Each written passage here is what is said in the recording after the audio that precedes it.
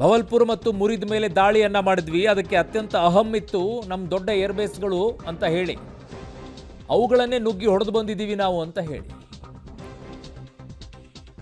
ಧ್ವಂಸ ಮಾಡಿದ್ದೀವಿ ಅವರ ವಾಯುನೆಲೆಗಳನ್ನು ಅನ್ನುವಂಥದ್ದನ್ನು.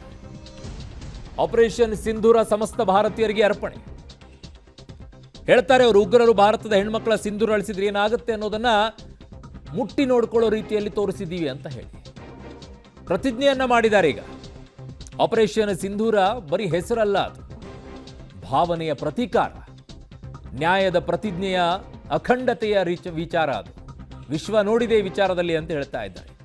ನ್ಯಾಯದ ಪ್ರತಿಜ್ಞೆ ಜೊತೆಗೆ ಭಾವನೆಯ ಪ್ರತೀಕಾರ ಅದು. ನಮ್ಮ ಹೆಣ್ಣು ಮಕ್ಕಳ ಸಿಂಧೂರ ಅಳಿಸಿದವರು ನಾಮಾವಶೇಷವಾಗಿದ್ದಾರೆ ಅಂತ ಹೇಳಿ. ಬಟ್ ನಂಗೊಂದು ಪ್ರಶ್ನೆ ಅದರಲ್ಲಿದೆ, ಪಹಲ್ಗಾಮ್ನಲ್ಲಿ ದಾಳಿಯನ್ನ ಮಾಡಿದಂಥವರು ಎಲ್ಲಿದ್ದಾರೆ? ಅವ್ರ್ಯಾಕಿನ್ನೂ ಸಿಕ್ಕಿಲ್ಲ. ಈಗ ಸದ್ಯಕ್ಕೆ ಉಗ್ರರ ನೆಲೆ ಮತ್ತು ಪಾಕ್ ಸೇನಾ ನೆಲೆಗಳನ್ನು ಉಡಿಸ್ ಮಾಡಿದ್ದೇವೆ.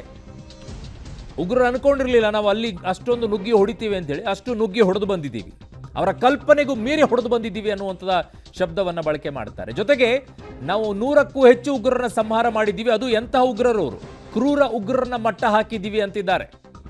ಅವರೆಲ್ಲ 9/11 ದಾಳಿಯಲ್ಲಿ, ಜೊತೆಗೆ ಲಂಡನ್ ಟ್ರೇಡ್ ಬಾಂಬಿಂಗ್ ಇತ್ತಲ್ವಾ, ಅಲ್ಲಿ ಭಾರತದ ಮೇಲಿನ ದೊಡ್ಡ ದಾಳಿಗಳಲ್ಲೆಲ್ಲ ಕೇಂದ್ರಗಳಾಗಿದ್ದಂತಹ ಉಗ್ರ ನೆಲೆಗಳನ್ನೇ ಧ್ವಂಸ ಮಾಡಿದ್ದೀವಿ ನಾವು.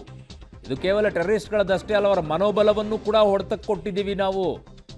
ಛಿದ್ರವಾಗಿ ಹೋಗ್ಬಿಟ್ಟಿದೆ. ಪಾಕಿಸ್ತಾನ ಬುದ್ಧಿ ಕಲಿಬೇಕು. ಪಾಕಿಸ್ತಾನ ಜಾಗತಿಕ ಭಯೋತ್ಪಾದನೆ ಯೂನಿವರ್ಸಿಟಿ, ಅದಕ್ಕೆ ಹಲವು ಸಾಕ್ಷಿಗಳನ್ನು ಕೂಡ ನಾವು ಪ್ರಪಂಚದ ಮುಂದೆ ಇಟ್ಟಿದ್ದೀವಿ. ತೆಪ್ಪಗೆ ಇದ್ರೆ ಸರಿ, ಇಲ್ಲದಿದ್ರೆ ಮುಂದೈತಿ ನಿಮಗೆ ಅಂತ ಅನ್ನೋ ರೀತಿಯಲ್ಲಿ ಈಗ ಪ್ರಧಾನಿ ನರೇಂದ್ರ ಮೋದಿ ಅವರು ಅಕ್ಷರಶಃ ಇವತ್ತು ಪಾಕಿಸ್ತಾನಕ್ಕೆ ಎಚ್ಚರಿಕೆ, ಅದರ ಜೊತೆಗೆ ಬಾಯಿ ಮುಚ್ಕೊಂಡಿರಬೇಕು ನೀವು, ವಾರ್ನಿಂಗ್ ಮಾಡಿದ್ದಾರೆ. ಈ ಸಲ ಬಹಳ ದೊಡ್ಡ ರೀತಿಯಲ್ಲೇನೆ ಮಾಡಿದ್ದಾರೆ. ಇದು ಲಾಸ್ಟ್.